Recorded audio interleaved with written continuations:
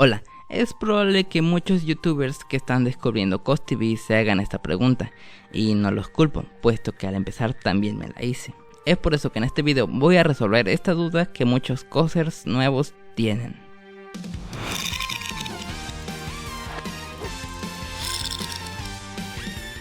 La raíz de esto viene porque hay videos en YouTube presentando a CosTV mostrando esta función de sincronización de contenido entre ambas plataformas. En aquellos videos explican que debes contactarte en un grupo de CosTV que hay en Telegram para que te activen la función. Si se dan cuenta, aquellos videos ya tienen algunos añitos, pero a la fecha en que yo pregunté me dijeron que no estaba habilitada esta función y que solo había estado en una fase de prueba. La razón por la que fue removida esta opción es que presentaba muchos errores y fallos.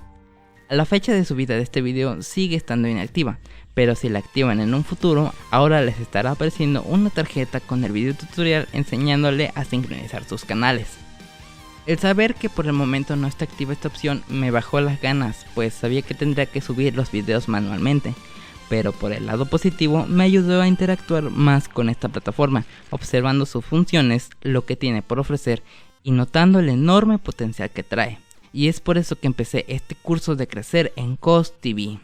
Así que te invito a revisar la lista de reproducción que contiene estrategias y guías que te ayudarán a hacer crecer tu canal de CosTV mucho más rápido. Si te ha gustado el video, dale like, suscríbete si no lo estás y sin más por el momento, ¡hasta luego!